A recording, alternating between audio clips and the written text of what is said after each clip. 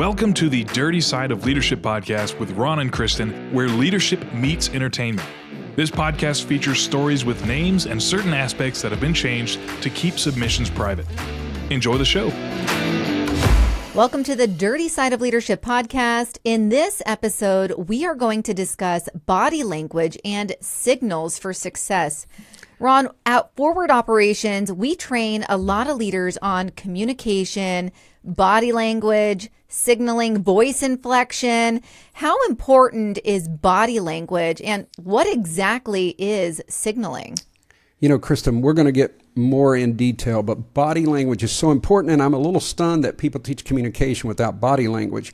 I want you to think about any slight traumatic event, whether it was you got in a fight, a car wreck, even if it's a fender bender. When people look back on that, they almost always do not remember what was said, but they remember the event. Totally. Even when they've had arguments with people where they're standing really close, they remember how they were standing or how the other person was standing, but they don't remember what's said.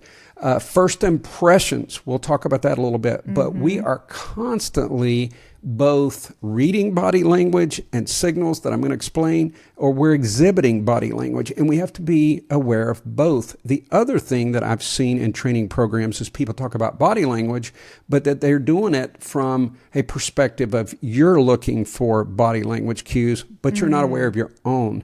Right. Again, that's why I tell people get a PhD in you. You got to be aware of the body language that you're exhibiting. Now, switching gears, you mentioned the word signaling. Now, it is part of body language, but people have thousands and thousands of signals, and they don't even realize it. I'm going to give you a couple of quick examples. I'm going to use an airport simply because these just happen, and, I've been in airports a lot. So on one occasion, I heard some people behind me saying, we're not going to make our connection flight. So some other people saying, is there anything we could do to help you get through, which is almost impossible to get off a plane. Yeah. But I looked over, and I'm standing below, the overhead luggage, and this lady looked at me, and she pointed at her bag, and I pointed at her bag, and she nodded, and she put two hands together like she was praying. Now, I had earbuds in, so I'm sure she thought I couldn't hear, so we didn't have a conversation, but I knew exactly. She was saying, "Sir, will you get my bag? It's that one." And I pointed to it, said yes, and I got her bag out and had it waiting on her when she came out, and she mouthed, "Thank you." Again, she thought I always turn my earbuds off when I'm dealing with people. I want to be alert. Yeah. But she didn't know that. She could have thought I was listening to Biggie. So, Yes. Anyway, it was just a cool moment, and it reminded me how much we rely on signaling. Another thing happened, and Kristin, I'm sure you've done this many times, and I actually did a Instagram post on this, but I just did it because, I love to play stringed instruments. So there's a guy, long hair, really you could tell he was, alternative kind of guy. He's got a box, literally a box, and he's made a stringed instrument. I don't know if I call it a guitar. It had 3 strings. Now, was this in Portland? Well, you would think I was in Portland, but I wasn't. Think. But I'm sure he was heading to Portland. We just met up. Anyway, he's strumming and kind of playing this thing. So it's kind of killed me. But when he first did it and he's humming a song, there's a girl sitting across. She looks at him. She looks at me. She looks at him, and she just goes, she just did this weird thing, and we had a full conversation. She was going, "Man, that's weird." And I was saying, "Yeah, it is." And I went I nodded my head. We never spoke, but she and I had a conversation sitting across from each other in an airport. Now, just a funny part of the story. Of course, I went over and got this thing and tried to learn to play it. I'm sitting bored in an airport. What's a guy to do? Yeah. Yeah, you wouldn't want to travel with me, Kristin. I would probably embarrass you in some way. No, I actually think it's cool. I like conversations with randos sometimes. Yeah, well, it would be. So, it was just funny. Oh my God, I never told you this, Kristin. Listeners, forgive me. I really found this to be hilarious. But I get stuck in the airport in Scranton, Pennsylvania. I went early. There's no one in the airport, Kristin. I'm the only person. Eventually, there was an elderly couple went down further, but I've got the lay of the land. Well, I go walking down. I get bored finally, and I'm just kind of, looking around. So I go up to Dunkin' Donuts. They've got a little, and there's two human beings. And I'm pretty bored at this point. I've been in there laying down. I've done different stuff. Yeah. So I started talking to them. They asked me what I did. And I told them I wrote a book and I was there speaking. Well, they Googled me. They looked me up. The girl gets a napkin. I kid you not. She writes The Dirty Side of Leadership. She goes, will you autograph this? That's awesome. I said, I'd be happy to. So I signed a napkin. That is so cool. In Dunkin' Donuts. But I did smile because I was bored. I was frustrated. I wanted to get home. And I thought, This is great people. It was a great moment. Enjoy it. So, how cool. I love that. Yeah, it's those conversations that really go far. It does. That's incredible. It really does. I wanted to share, we're talking about body language and really the importance of it. And one of the first instances that come to mind for me was I used to live in New York City. I married a New Yorker and spent a year living in the city, working in the Empire State Building. But there was one night in particular that we were taking the subway uptown. And I remember seeing this older woman, and just the look on her face was like she was confused or lost. And I didn't go to her immediately because, it's something, if you haven't been to New York City or spent a lot of time in New York City, it does not cultivate, hey, come talk to me. Even if you're offering assistance, you can get completely cursed out for offering assistance. How dare you? I don't need anything. I don't need your help. Like, it's a real thing. So you have to be really careful with the culture there. But after a few more minutes of observing this woman, I noticed, she's lost and I'm going to approach her. So I went up to her and I was like, hi, do you know where you're getting off?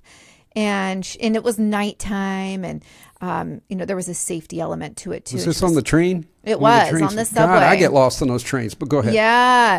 So she was. She said, "Oh my gosh, thank you. Yes, I'm going to whatever the stop was." And luckily, I approached her when I did because it was the very next stop. And she said, "Thank you. How did you know?" And I was like, "I could just tell. The look on your face was getting more anxious by the minute." And she was so thankful. So that was something where, I was with my husband. My dad happened to be visiting us. Neither of them noticed that she was in duress, right. But I noticed that, or under duress. So that was just something that, it really pays off when you pay attention to your surroundings. And, we're going to dive a little bit further into body language and signals over these next two podcasts. But I want to share something before, Ron. I know you're going to share a formula with us that is just really incredible, a lot to it. One other thing that I did, I told you I was going to tell my Vegas story. So I was in a Vegas bar, club, whatever you want to call it, like 7 years ago. And I was with about 5 of my girlfriends. And we had started we were in line waiting to get in with another group of people, guys and gals. And we were friendly with them. We were all talking. Long story short, I was kind of hanging back. I like to observe what's happening around me. I find it very entertaining, like you in the airport. So I was observing, and one of the guys came up to me and he was like, "What do you do?" And I was telling him how I was in banking. And then he said, "What do you think I do?"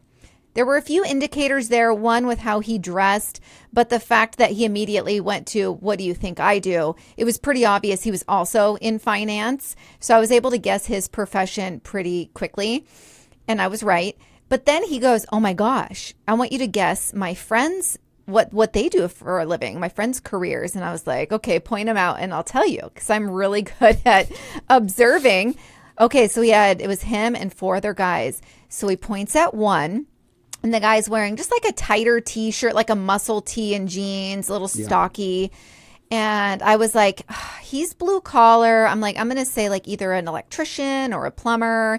He goes, "Oh my gosh, he does both of those things. He actually flips homes and does all his own work." And I'm like, he's like, "Oh my gosh, this is amazing." And so he's like, "What about that guy?" That guy kind of stood back with the beer in his hand and just observed the room.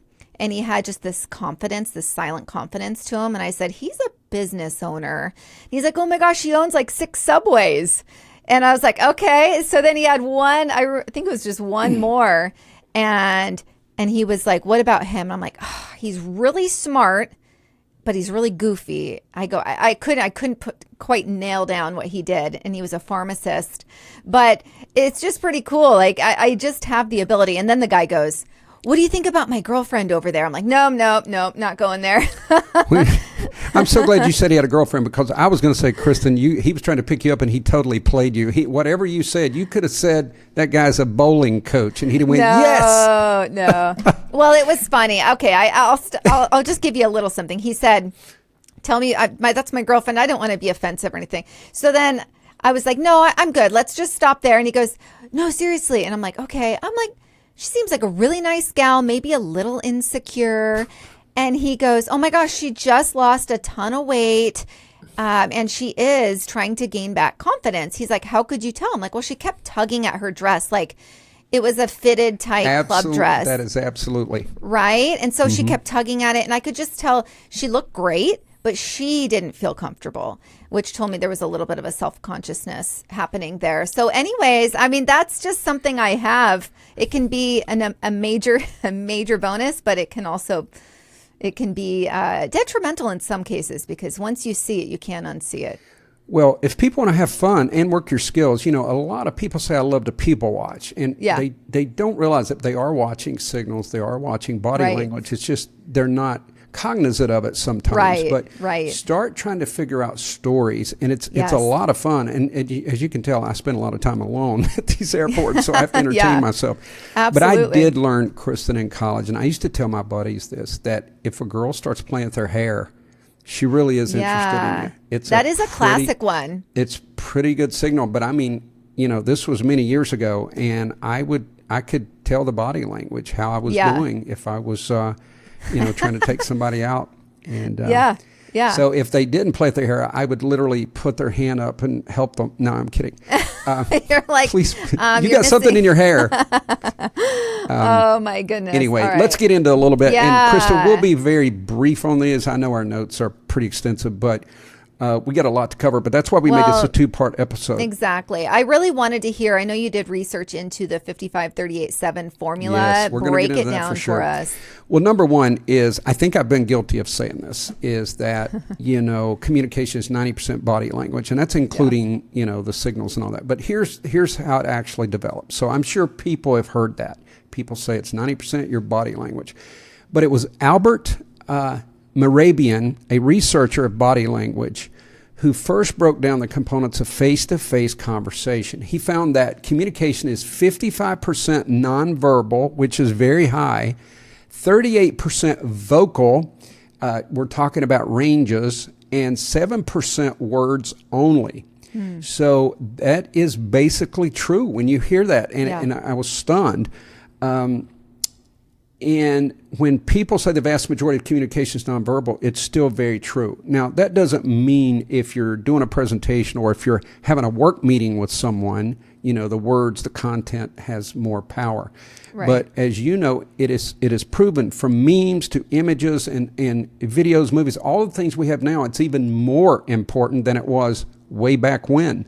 Right. So I found that to be extremely interesting, that's basically true. And like I said, I think I've said it. Right. I think that's really interesting. So 55% nonverbal, 38% vocal, 7% words only. How would you differentiate vocal and words only? Yeah, let me break vocal down, because it's talking about your voice inflection. It's talking about pitch in the voice, and there's something also called tonation. I don't want to get too in depth, but that's when you are being persuasive. Like, I really want you to believe something. You shift from inflection to tonation. It's coming from the diaphragm. I'm wanting to convince you, and all of that's very important. Yeah. Let's do something fun, Kristin. Let's use voice inflection. All right. I want you, I've got different words I can use, but we're going to use my go-to. And as you know, in forward operations, we do a lot of communication. So right. We're going to use the word really. So I'm going to give you a few different scenarios. We're going to say that you know me, and you know that sometimes I like to exaggerate. So I don't see you that often. So I'm going to try to tell you that I landed this big job, okay? Okay. So you're going to use one word, really, and you're going to say it as though you don't really believe me. Okay. So here we go. Kristin, I got that big job. Really? There you go. Perfect. This time, you do believe me. You believe I got the job, and you're happy for me. Kristin, I got the job. Really? See, oh, that's great. Yeah. And I don't know, let's do one more. Like this Okay. time you're just going to be kind of angry. Like you're tired of me Okay. over and over giving you false information. Kristin, I got that big new job. Really? I got a little nervous on that one. I do that one We're really going to well. sign off, folks. No, that was good. No, but you see the power of Oh, yeah. one word. You told 3 different stories. Yep. And it's very interesting if we can learn to do voice inflection. The one other thing, and this is off the beaten path a little bit, but how many times have you been on the phone and you go, are you still there? Because you don't know. We all want some kind of feedback. Yeah. And on the phone, you only have verbal. But Right. in person, there's so many things from nodding to smiling to things, we'll get Yeah. into a little bit of this, but there's so many ways that you can convey trust and untrust and all of these components if we just learn to focus and you Right. can read it as well. All right, Kristin. Right. I love that. I have to just put something in here that was it was really awesome because someone I trained was coming out of a mortgage career. And he relocated to Washington, and I was training him. He was starting at the banker position. But the really cool part is I was teaching him, he was used to this mortgage career where he didn't work face-to-face with customers or clients. It was heavily over the phone and email. And so when you're sitting one-on-one with a customer, body language is almost like, I would say when you're face-to-face like that, it's like 80% of what you got. So it's really important. So I had taught him at one point, I'm like, so when you're saying this, you want to lean in so that you're not leaned back away from your client. And he even told me, he goes, I remember thinking like, really? Like that's a little bit micro, like a little too much detail. Yeah. He told me he implemented it. He was such a great student. Everything he's actually far surpassed me in his career. I mean, it's amazing. He was in a season where his daughters were grown, and so he was able to keep taking promotion after promotion. But he listened and he did it, even though internally he thought it was silly. And he told me that he would watch the reaction of the client when he would lean in. They would take him more seriously. And that really stayed with me because it's just something that came to me naturally. But I was able to share that and then see somebody become so successful from those little teeny body language movements that he actually put into place, and it was successful. And that's going to be corroborated with all of our information. And Yes. when people want to scale a business and they try all these different tactics and they don't even realize their own body language is kind of pulling back the curtain. Right, and right. You can tell exactly. somebody believes what they're saying. Tonation, we mentioned that. Leaning Right. forward, eye contact. There's so many things. Right. But anyway, we won't micro too much. Go ahead, Kristin. I can't wait to. There was one time I felt like, being aware of your own body language is so important because there was one time when I had first gotten hired as a branch manager and I was in a brand new district. So nobody knew me. The managers didn't know me outside of interviewing me. And I was completely paying attention, but I was leaned back in my chair. That's just, I kind of have that vibe where I'm kind of just got the lean going on in meetings, right? Instead of being leaned forward, I'm leaned back, taking notes on my lap. So after the meeting, my manager said, I really need you to pay more attention going forward in meetings. And I was like, oh, I'm sorry. Did I miss something? And then she specifically said, you were leaned back. That made you seem disengaged, when that wasn't the case at all. But my body language sent this too cool for school vibe. And that was her truth. That's what she took away, even though I was fully paying attention the entire time. What are your thoughts on that? Well, that's micromanaging is what that's doing. If you were doing something really that was disrupting or something, but if you came to her and said, hey, is there any advice you could give me? Because there's a fine line between coaching and turning someone off. And obviously you're talking about it now. She turned you off.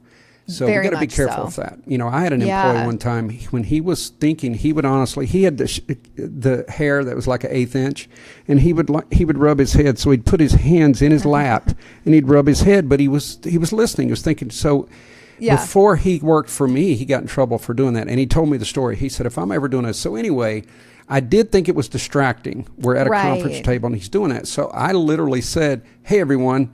I said his name and I said, that means he is in deep concentration. And I said his name. I said, right? And he went, yep. Yeah, so because exactly. I didn't want it to look like I didn't even notice that I got somebody who's leaned their seat back and they're rubbing, their heads buried in their lap. So I thought, I got to make some kind of comment. Right. And he was a funny guy, Smart. so it didn't offend him. But Right. it showed that I'm in tune with this. I'm in touch. Yeah, I'm observant. exactly. So you're gonna like this as well, Kristin. We've talked about the 55-38-7 formula, and it's amazing that only 7% is really the word choice, which is crazy when you're meeting someone. Yeah, but you're gonna love this. The studies show that if you speak in a deeper voice, it showed that it is conveyed as more authoritative. Now, do you remember, you and I mentioned the recent documentary on the female who dressed like Steve Jobs, and she tried to come up with the machine that would read all the blood samples, and she really just took people for a ride. She didn't even have the technology. Oh, wow. Elizabeth, I'm drawing a She had a total blank. really deep voice. Well, she changed it. It showed her talking like years before, and then when she went in, she started dressing like Steve Jobs, and she used that low voice. Oh my goodness! And it was pretty interesting. But she had obviously read this study. But I'll be honest with you. Even if I'm with anyone, like I was around a guy the other day. Number one, I'm always impressed. I told you about that radio voice, but I was with a guy the other day. His voice was deep and dynamic, and had I not been around for a long time, he could be intimidating. I'd say 20 years ago, he would have been intimidating for me. I'm just old and cranky now. Nothing intimidates me. But no, it was impressive, and I can see where that would come into play. Right. I could see that. Yeah.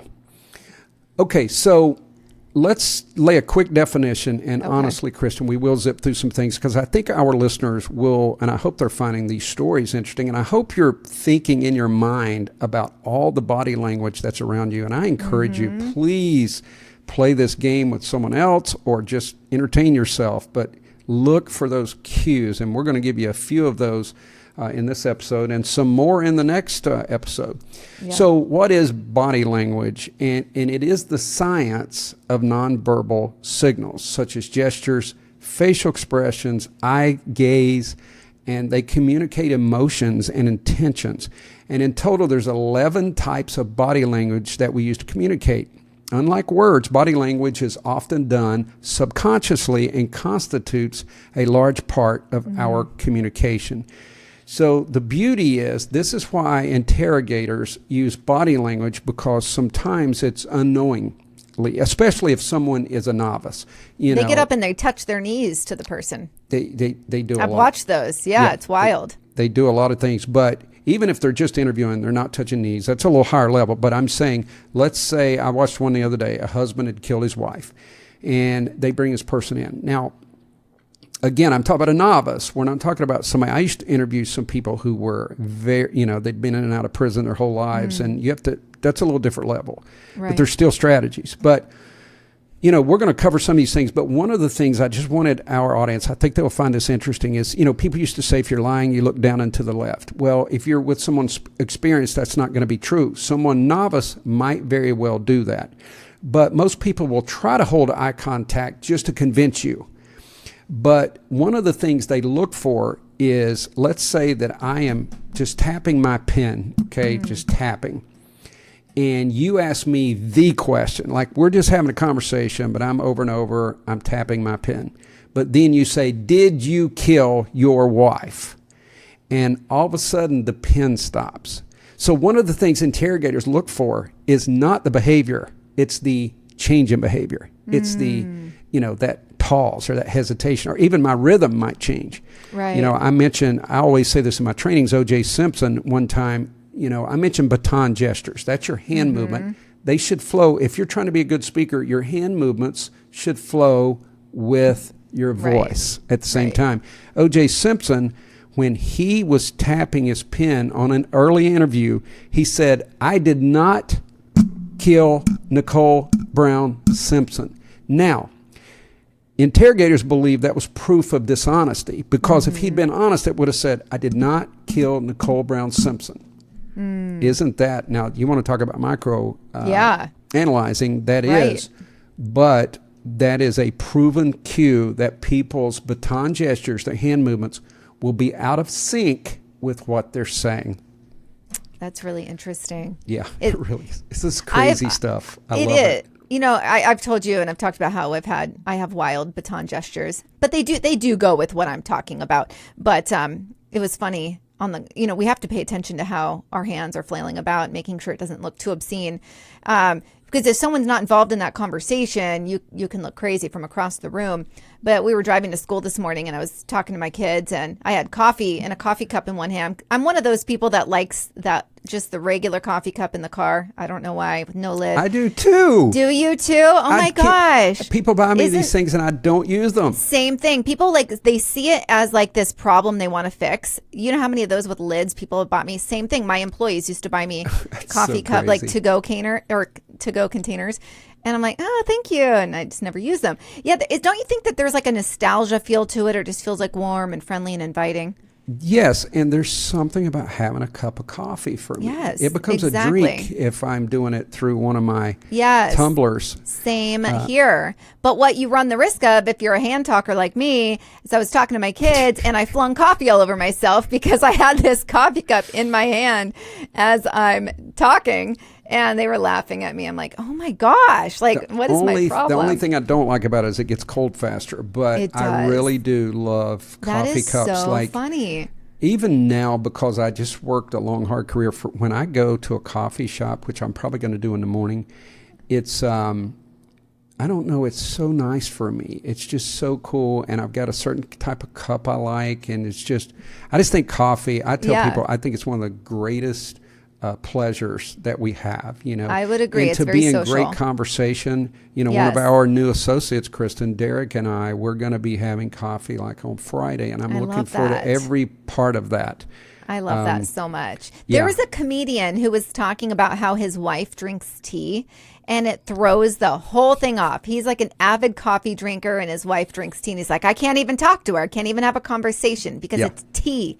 And so, there's something very social. Seinfeld's got a new, not a new show now. It's a couple years old, but it's comedians in cars getting coffee. And there's something about that show. I love it. And I love to watch the espressos and all that. Anyway. Yes, same here. Same here. But so I had to talk about my baton gestures since it caused me to spill coffee on myself this morning. They can be very persuasive. I just want you to know that. Listen, Italian, we pick on Italian people. They're known to talk with their hands. And they're dynamic people. I mean, I had an Italian friend. I told you, like, he always captivated us. And he'd talk with those hands, but he was passionate. He used tonation. And man, you wanted to listen when he was talking. Just back away if they have a coffee cup in their hand. That's all I have to say. Or if Kristin has one. Or if I have one in my hand. Let's rock and roll. Yeah, you have to bring us to where we were because I got off a little bit. Well, I gave the definition about body language, and we're going to break it down into two major categories: positive or open body language, and negative and closed body language. And Kristin, I want to do one other little fun thing with you. I want you to cross your arms, and you'll have to describe in a minute. I might hit the mic, but I'll try to be very open. Okay, so just for people listening, can you see both of your hands or? No, just one. You can see one hand? Yeah. Yeah, that means you're hiding something. Oh, what about I have short arms and I can't cross and see? I'm kidding. There are various studies. If people have no hands, there are people believe they might be hiding something. Your hands are in your armpits. Some people cross their arms and you can see both hands, but a lot of people you can see one hand. And I have people do that in the training. It's just very interesting, but I do always joke that if both hands are, you need to keep an eye on people if both hands are hidden. But, when you do that, when you cross your arms, there's 3 or 4 different messages you might be conveying. You can do it if you're putting, and you're going to talk a little more about it, but if you're putting a boundary, like I want to put something between you and I. Some people will do it when they're giving a hug, and that's something you can look for. If you're talking to someone and they're getting upset, they're going to give themselves a hug. So they're building a barrier. They're giving themselves a hug. And some people do it to show dominance, like, and they're flexing, and I'm the dominant person here. So when people cross their arms, and my problem is, I think it's just very comfortable. And I have to watch who my audience is, especially if I was meeting with some of my staff, I try not to cross my arms because I find it extremely comfortable to just be like, I don't know, but I think down deep I am giving myself a hug, like, you'd be tired or whatever. So that's a little bit of the science behind crossing the arms. I think it's interesting. The two hands in the armpits, I have to say, that is like a country boy thing when you're standing out by the bonfire. They're like, I'm not going to put a jacket on, but my hands are cold, so they're going in my armpits. Oh, yeah, and it does. You're right. That's one I forgot about. It's freezing. It is freezing. Listen, I'm going to take up for all country people. I think everyone freezing probably does that, but maybe people, maybe Hey, I did it out. I'm a country girl. Maybe Northerners put a coat on. Probably. I don't know, Kristin, I can't buy it that you're a country girl from Portland. I know you grew up outside of Portland and you had a corn stalk or something, but that's not corn stalk. Pet chicken. Oh my goodness. Okay. Here's a cool thing about me. I grew up in the country, lived in New York City, and now I'm in the burbs. So I can do all three, and I enjoy all three. Yeah. Okay. Convenient city. Are you going to talk to us about the eyebrow flash? You're diverse. Oh, you better believe I am. So I'm going to give our listeners a great word. You might know this, but this little area, unless you have a unibrow, this little area is called the glabella. If you do, please wax. If you have a unibrow, peace. But if you have a unibrow, listen to our Hack Your Way into the Beauty Bubble episode. Yeah, that's right. So this glabella, this area, there are people that can literally, you can cover from the nose down and they can tell a whole story. Now, I happen to have a lot of movement. I can wiggle my ears, like I could do all that stuff. So I can do. We were just doing it at the dinner table the other night. I'm like, who can wiggle their ears? I cannot, my daughter cannot, but my husband and son can. Kristin, I have been blessed. What the heck? Have full control, seriously, of my facial muscles and all that. I just always could. Gosh. So I play this trick. I pretend, like if I'm with a kid, I pretend I'm poking and putting a little cord in my ear, and I will do this and just move it up and down. And it's kids love it. Kids love it. It's hilarious. Yeah. So anyway. You're like a walking freak show. Enough of my entertainment. Amazing. I have a lot of unmarketable skills, Kristin. I can't scale a business with it, but I can entertain. So anyway, the eyebrows are, if you watch, people will tell you a story. Everything from concentrating to fear. But if you want to show that you're interested in what someone is saying, you give them what you just said. It's an eyebrow flash. When I do this, if you say something and I just do that, I do an eyebrow flash. I raise them up and back down quickly. Now, you don't want to hold them up. You're going to look weird. Yeah. I let you know, and it's part of what you said. I lean forward and I go, really? Or whatever. If I don't say a word, I'm showing you interest by raising those eyebrows. Right. And again, it's like a half a second, but I'm saying, I'm really into what you're saying. So it's also used romantically, and I just am not going to reveal my secrets on this podcast, but there's cost extra for that. Yeah, it costs extra. That's on the podcast plus. But anyway, guys used to do funny things like that's just the dirty side. Not of leadership. Lick their finger and they do that with their eyebrows. The eyebrows have always had this romantic connotation to them. Like, hey, you can move them up and down. Hey. And then it's got some humor in it. If you remember the Three Stooges or way back to Abbott and Costello, it was early comedy. It was like, if you're interested in something, you remember the cigar, like George Burns, like, the eyebrows are up. So the eyebrows are very important. Don't underestimate that, especially if you're a leader and you're talking to staff. If you want to show, you want to listen to understand, you can repeat some of the words they've said, like the last three words occasionally, or ask relevant questions, but also give them the eyebrow flash. You heard it here, folks.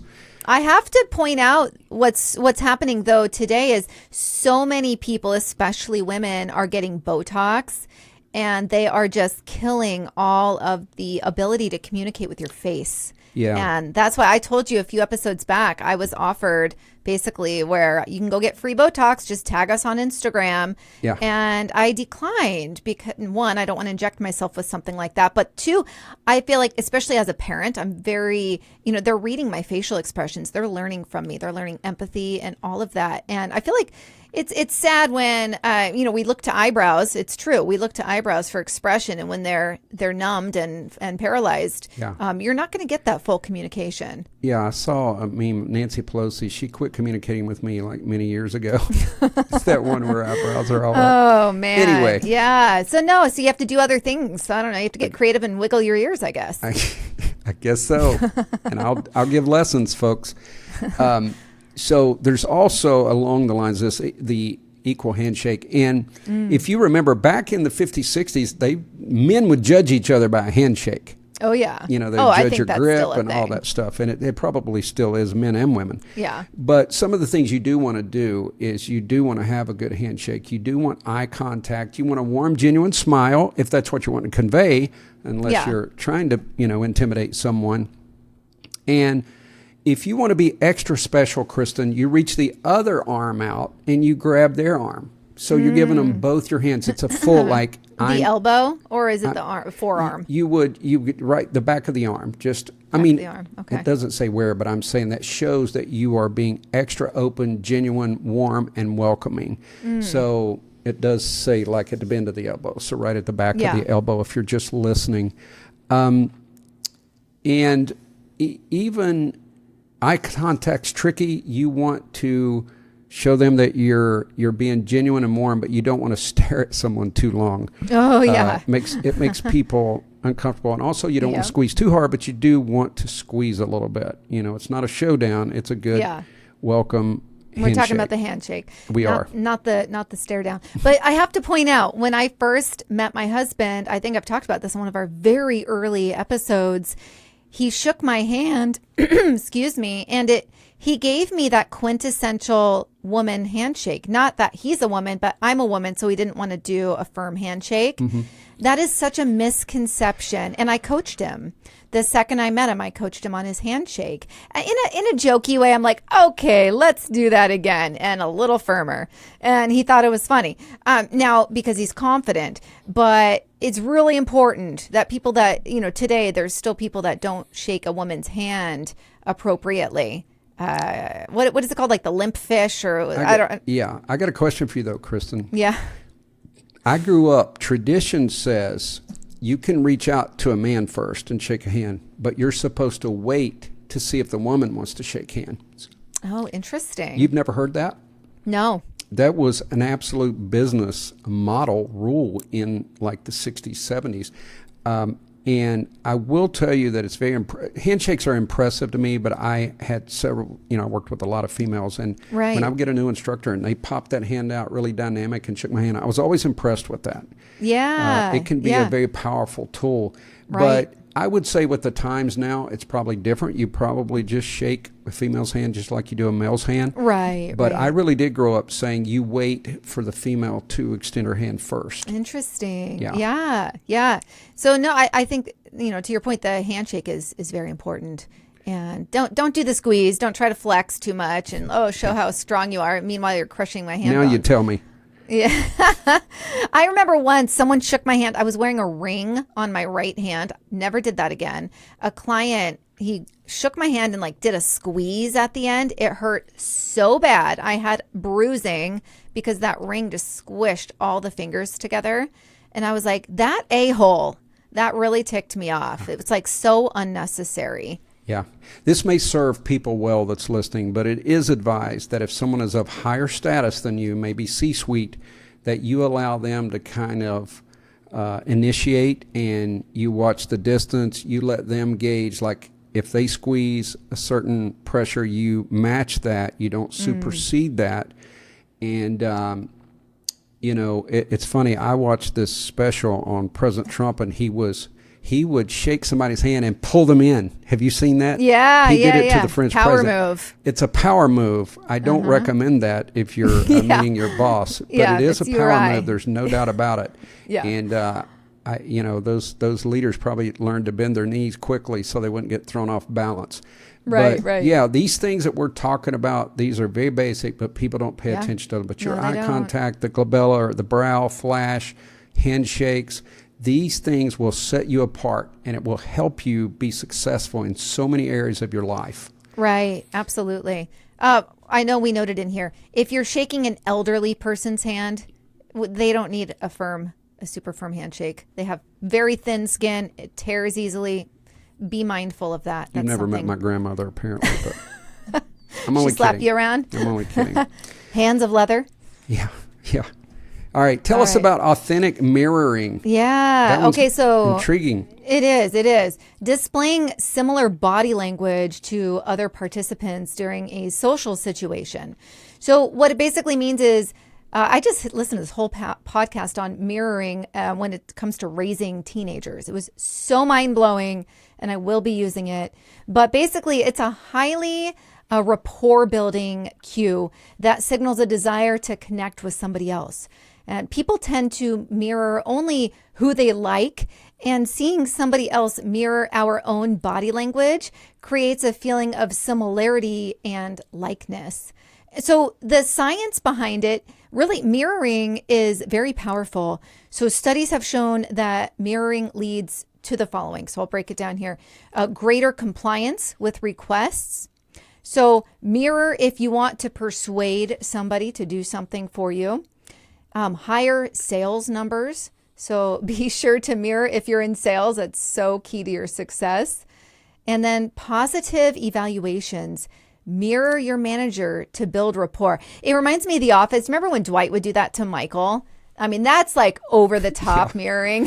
Yeah, I was going to say, if you walk in, your boss's feet's on the desk, that doesn't mean you pop yours up. Yeah. Like Dwight was like, anything Michael liked, Dwight liked, just so, and Michael even grew sick of it. So as much as he loved everyone to be his biggest fan. But in reality, it's a very powerful thing. Kristin, I was in a meeting once, and it was a restaurant, and they're playing music. And this person obviously loved music, but we're all chatting. It's a group. This person's singing the words of the song, and they're dancing a little bit. And it got so awkward because they were just not in the conversation. They were just zoned out with their music. And they were trying to draw, I think it was an insecure issue. They were trying to draw attention to themselves. But it made them really, but this person had other similar issues. But it just made you want to go, God, that person's so weird. Yeah. Like all of us saw it because we're all mirroring kind of the behaviors you use or the body language in a restaurant. It's not, you're not at the rave. You're not at the club. You know what I mean? So anyway. Yeah.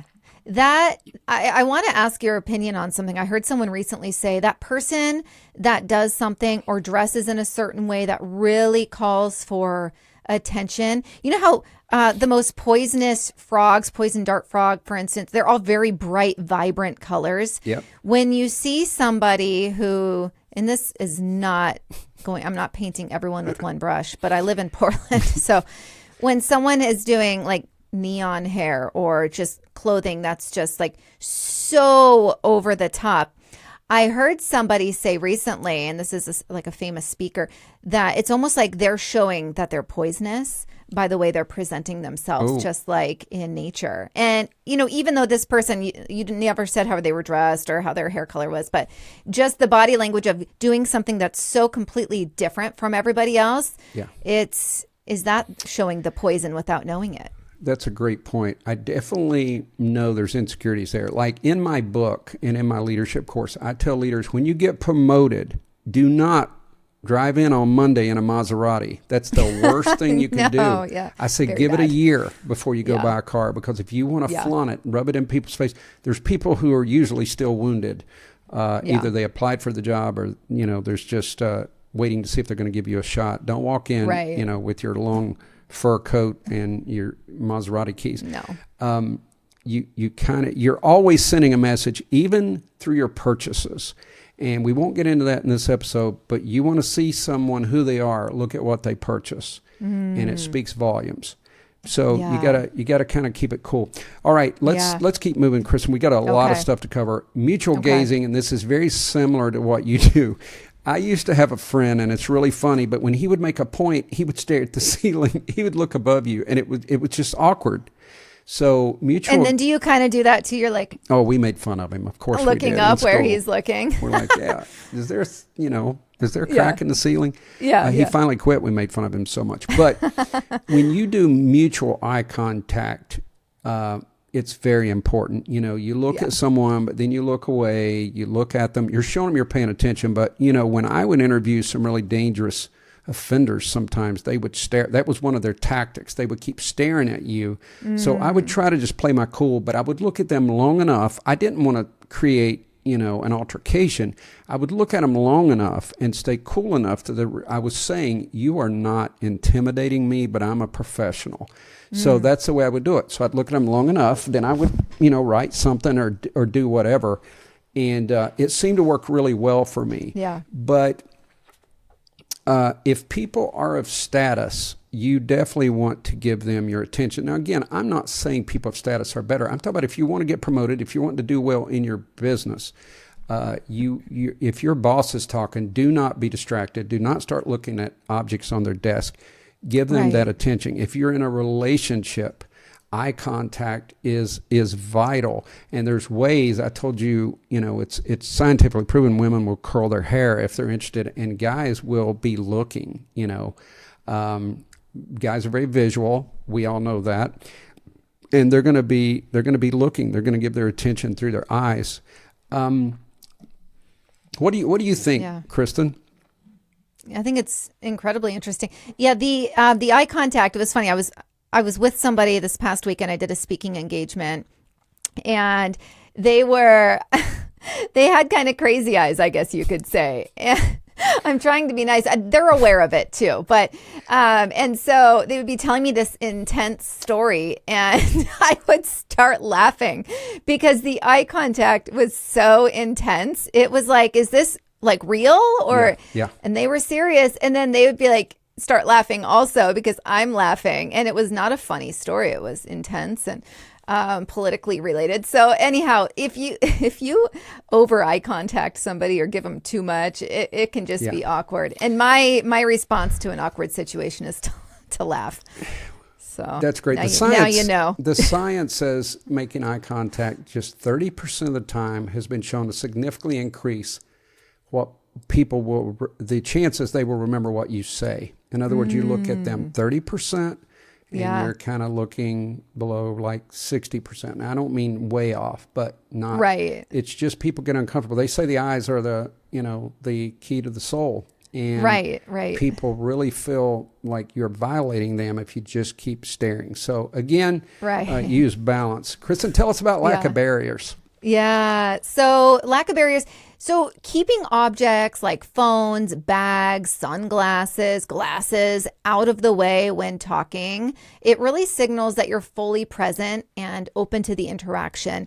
And, Ron and I have both talked about how family members or kids, for instance, have said, can you put your phone down while you're talking to me? Yeah.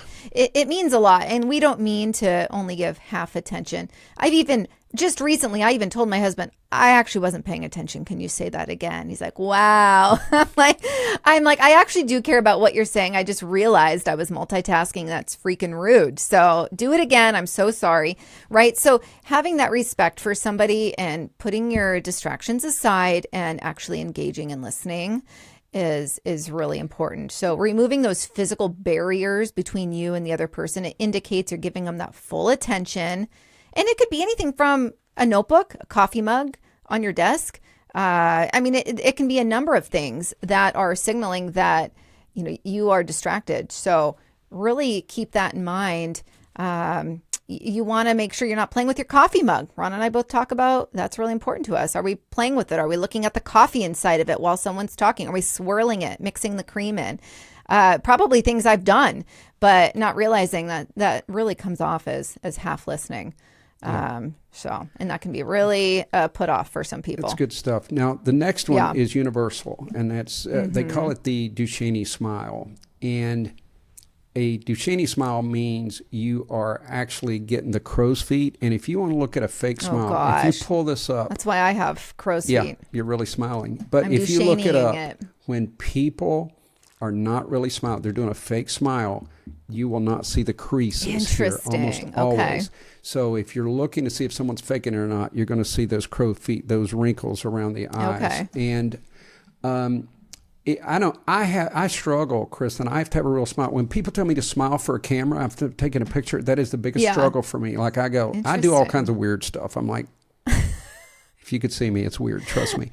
I smile when I take someone else's picture. I can't even help it. By the way, I do all this body language science. So this is what I tell people. And if you're still listening, you're gonna get a treat. First one for fun. The second one is gonna be really something you probably never heard before. The first one is, I tell everyone, I said, people will mirror, if they're taking your picture, they will mirror what you're doing. And sure enough, I was with some people and I had them to start watching. So we would like do a huge smile, and it's usually a female was taking the picture on this trip. Yeah. She would smile exactly when we did, and when we quit smiling, she would quit smiling. She had no idea we were kind of working her. But this is vitally important, Kristin, and I'm going to share this. I usually do this when people pay me a lot of money, but I'm going to share it for free. Right. So let's say that there's 4 or 5 people standing around chatting, and one individual has a story to tell the group. It can be anything from humor to serious. Something happened the other day. If you watch, they will have eye contact predominantly with the person they think is the alpha or the most important person in the room. Makes sense. Now, if you're a good storyteller, you know better than that, and you give equal contact. But you test that out, Kristin. Right. You will see people, and I literally have had to coach people on interviewing because a lot of times whoever asks the interview question, they'll stare at instead of looking at everybody on a panel. Right. But I literally had to talk to someone because once I got promoted, I became the most important person in the room, and they would, no matter what feedback they were giving, they're staring at me. I was at the head of the conference room table. So I had to literally say, look around at people when you're talking. They didn't know they were doing it. It's subconscious. Yeah, right. That's for free. Yeah. Hey, I think that's amazing. Ron put Kristin on one, but I'm assuming that one's for me. Thank you, Kristin, for pointing that out. Hey, that's a cool name. Hey, Kristin. we just did it. We just did it. Shared laughter. Oh my gosh. Good job, Kristin. See, I did that. I put that in there so we would both laugh. Like I'm a genius. God. And I have those crow's feet showing that it's legitimate. Yeah, mine too. Oh my gosh, that is so funny. I can't help but point stuff out like that. I noticed. Just can't help it. So simultaneous laughter. My glabella is ticked. All right, go ahead. Right.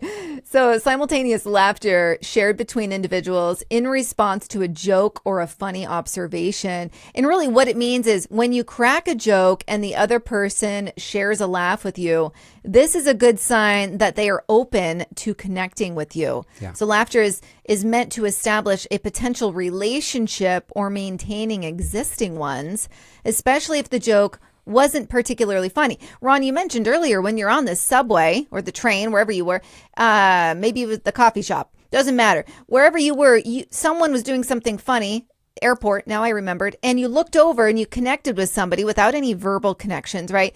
Like, oh, that's weird. He's playing a box as an instrument, right? Yeah. So you had that connection. And so and a shared laughter, that can be a chuckle to yourself between two people, right? Absolutely. Doesn't have to be out loud. So I think we see that all the time. I still remember how disappointed I was on the New York City subway when this one woman, there's the poles, and this woman tried to straddle a pole to sit because it was full. There was nowhere to sit. And she tries to straddle this pole like a stripper to sit. And she almost sat on this little gal, and the gal was just laughing, and everyone's like, oh my gosh, what are you doing? And I remember looking across, like trying to like look at somebody like, this is funny, right? And nobody was making that eye contact with me. I was so disappointed that I couldn't share that experience with somebody else. But at least you got it in the airport, right, Ron? Yeah, I did. It was a full story. We shared a moment. I love it. So just quickly to corroborate what you're saying, neurologist Henry Rubenstein found that just 1 minute of laughter provides up to 45 minutes of subsequent relaxation. And we've already talked about, bring humor back, about dopamine, endorphins, and how endorphins are literally painkillers. And then serotonin, these things are like taking a muscle relaxer. So when you laugh, and even a smile gets it going to some extent, it's really cool. The problem is, it says that adults laugh an average of only 15 times per day, and some days I don't even think I do that much, but preschoolers laugh 400 times a day. So what happens when we get older, I tell everyone, I said, you've stopped having fun when you stick your toe in the water to see how cold it is. You tell a kid you can swim, they could care less the temperature of that water. They're going to jump in. So true. So I always say, just jump in sometimes. So I've made it a point. I know I'm getting off topic, but I've made a point now. If I go to the pool and it's maybe cold water, I don't even feel of it. I'm in there because, I do the cold showers anyway. But I try to have some fun with it.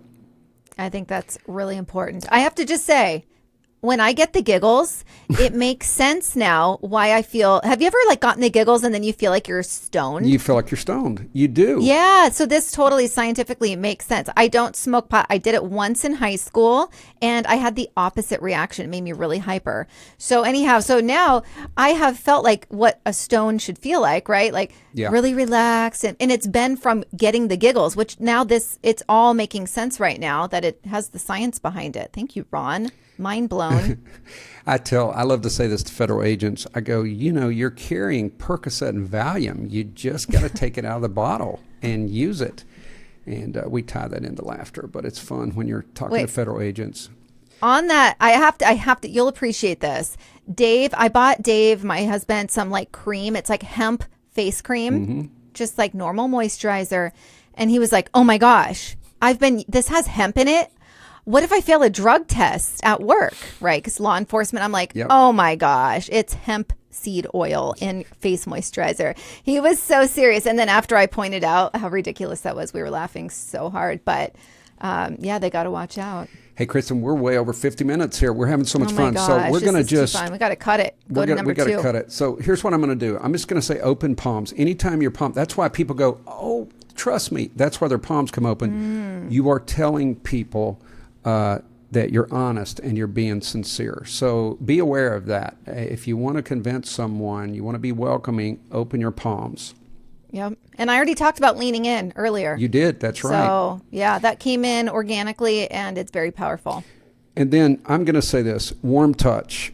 And you got to be careful with this one. But let's clarify. Yeah, let's clarify. But I did tell a story once. It's worth repeating that I had 2 female officers were not speaking, and I intentionally paired them up on jiu-jitsu, ground fighting. And by lunchtime, now they hadn't spoken in over a month. They started laughing when they're doing the drill. Now, usually I rotate a lot more, but I left them together for an hour. Yeah. And by lunchtime, they ate at the same picnic table. We were eating outside of a state police academy, and it was just so cool. But touch releases oxytocin. And it's referred as the love hormone or the bonding hormone, which displays a significant role in social bonding. Now, I'm going to be honest with you, Kristin. I use this a lot. I would use it with, if I'm walking in a room and my staff was sitting there, whoever's on that corner, I'd pat them on the shoulder. Very easily, just the shoulder. But I do it even with strangers sometimes. I'll be standing in a line. I know how to do it so it's not, abrasive. Yeah, I just go, hey, man, I said this today to someone, in a grocery store. This lady was staring at cookies, and I'm walking through the pastry section, and I literally said to her, I go, I was going to walk past here, but you were looking at those cookies so intently, and she just started laughing, and she touched my shoulder. Oh, and it was very appropriate. We just kind of had fun with it. Right. All right, Kristin, let's wind this down. This is one of my, if you can't tell, one of my all-time favorite topics. Yeah, me too. I love it. I love doing this in training. So if you're listening and you know anyone that wants training on communication and they're not doing body language, signaling, voice inflection, baton gestures, and tonation, you don't need them. Anyway. Right. So exactly. In conclusion, Kristin, what are you walking away with here? And we do have part 2 coming next week, so that's going to be cool. just if you haven't been paying attention to your own body language, now's the time to do it, and really reflect on what message you're sending.